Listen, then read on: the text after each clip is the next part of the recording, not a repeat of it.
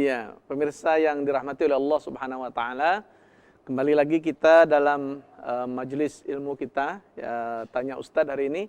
Dan sebagaimana tadi kita sudah sampaikan bahwa dalam pasal tentang macam-macam air dan pembagian air ini sudah kita jelaskan tadi, ya, berdasarkan rujukan kitab Fathul Qorib, ya, syarahan dari kitab Al-Ghayatu Wat-Taqrib karangan Syekh Qadhi Imam Abu Syuja.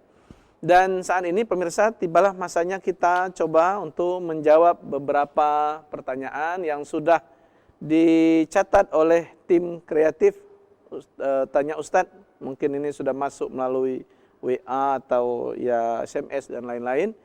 Pertanyaan yang pertama, ya Ustadz, bolehkah kita menggunakan air mineral atau kemasan atau botolan untuk bersuci atau berwudu, ya? Nah, kalau tidak ada pilihan, boleh. Ya, umpamanya kalau sudah tidak ada pilihan. Tapi kalau di depannya ada sungai terbentang luas, ada keran pam lancar, ada sumur besar gitu, bisa diambil airnya, ya bagus dan utamakanlah yang air sungai dan lain-lain. Tetapi kalau tidak ada, boleh. Yang paling penting itu jangan sampai air itu terpakai dua kali sehingga airnya itu menjadi mustakmal, ya. Memang air itu secara proses itu sudah diproses, dia sudah melalui proses mesin, tetapi itu kan bukan dalam bentuk pemakaian, bukan untuk disebut mustakmal, tetapi memang untuk penjernihan, untuk makin memperbagus air itu, makin memantapkan air itu sehingga diyakini tidak ada lagi kuman, tidak ada lagi najis dan lain-lain, bahkan bisa langsung diminum. Ya minum saja kita boleh gitu, maka memakainya untuk bersuci atau berwudu, atau kalau kita terdesak gitu, tidak ada air di kamar kecilnya, kita bawa air kemasan, air botol untuk mencuci hadas kecil dan hadas besar kita, itu boleh, ya. Yang kedua, pertanyaannya, Ustadz, kami menggunakan sumur bor. Tadi kita sudah sebutkan, ya, sumur itu termasuk salah satu dari macam-macam air yang dibolehkan untuk bersuci, ya. Kami memakai sumur bor dan terkadang airnya keruh, ya, berbau, kadang juga jernih gitu. Apakah boleh kami gunakan untuk bersuci itu, ya?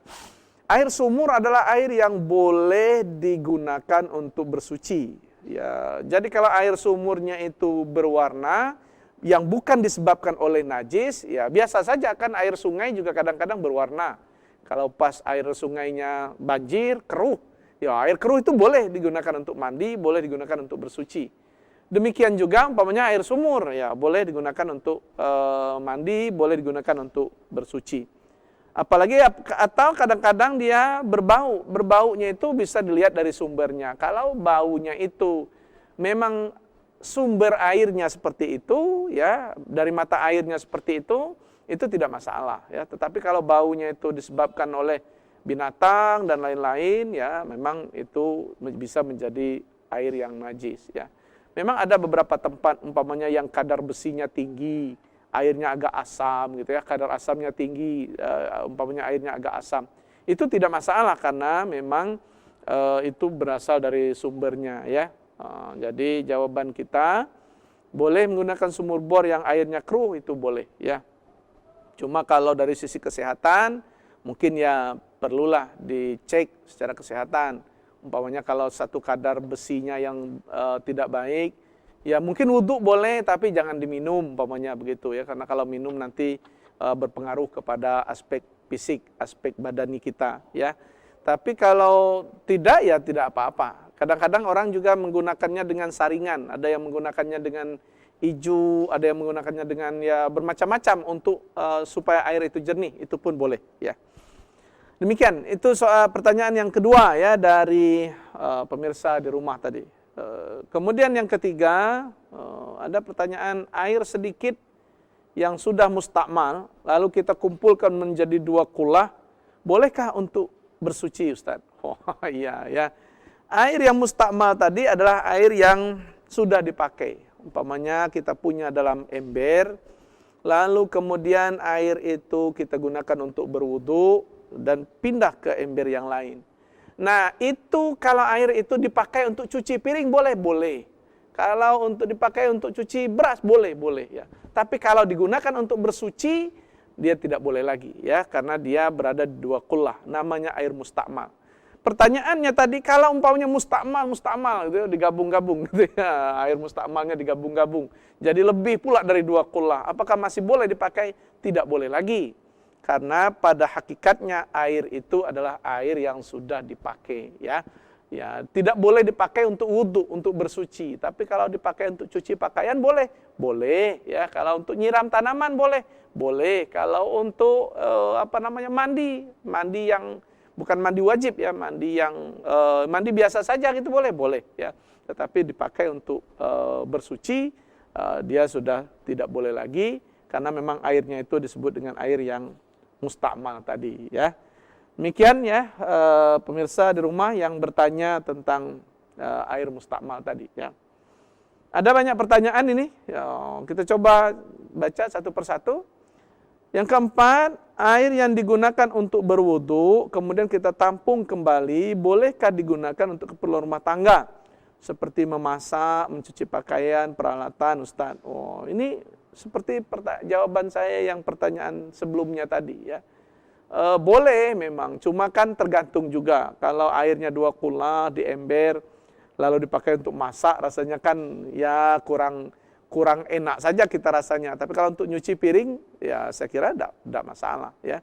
Sebenarnya boleh juga, cuma kan ya bayangkanlah tadi kita wudhu gitu, ya apalagi kalau berkumur-kumur, lalu dibuang ke situ, kemudian dipakai untuk masak, ya mungkin mustakmal jadinya, dan ya kurang dianjurkan lah kalau kita pikir-pikir. Tapi kalau ya sekedar untuk cuci piring, cuci pakaian gitu ya boleh-boleh saja, karena pada hakikatnya kan airnya itu bukan untuk digunakan bersuci ya.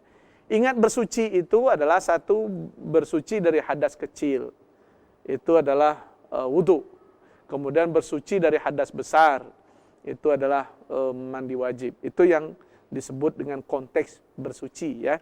Kalau cuci pakaian ya memang betul mencuci, tetapi tidak disebut bersuci ya. Kalau cuci piring ya disebut mencuci, tetapi tidak disebut bersuci ya. Kecuali piringnya kena najis, ya piringnya kena jilat anjing, termasuk najis mukhallazah, maka kemudian mencucinya harus dengan tanah, dan sekali kemudian dicucilah ia dengan air ya. Nah, 1 kali dengan tanah, 7 kali dengan air. Nah, airnya itu tentu harus air yang suci. Pemirsa, pertanyaan berikutnya ini, Ustaz, bagaimana hukum kita mengambil wudhu sembahyang yang airnya ditampung menggunakan ember? Oh iya ya, ini yang jadi pertanyaannya, itu airnya yang ditampung menggunakan ember ya. Boleh, yang tidak boleh itu air yang sudah dipakai masuk ke ember dipakai lagi, itu tidak boleh. Tapi kalau kita wudhu kemudian airnya ditampung dalam ember, itu boleh saja. Bahkan pada masa Rasulullah, wudhu Rasulullah itu para sahabat berebutan untuk mengambil, untuk menampungnya ya, untuk mengambil barokahnya dan lain-lain. Nah, yang begini tentu saja kita tidak juga masalah. Hanya tentu nanti penggunaannya untuk apa itu yang harus hati-hati juga ya, jangan sampai kita simpan lalu dipakai lagi untuk wudhu. Nah, wudhu yang kedua itu tidak sah. Nah, gitu ya. Tapi kalau airnya itu ditampung untuk ember, tidak ditampung, semuanya itu dibolehkan dan dimungkinkan ya. Ada 5 pertanyaan yang sudah kita jawab, pemirsa. Nanti kita akan kita akan baca lagi beberapa pertanyaan, tetapi jangan kemana-mana dulu ya. Kita akan kembali setelah pesan-pesan berikut ini.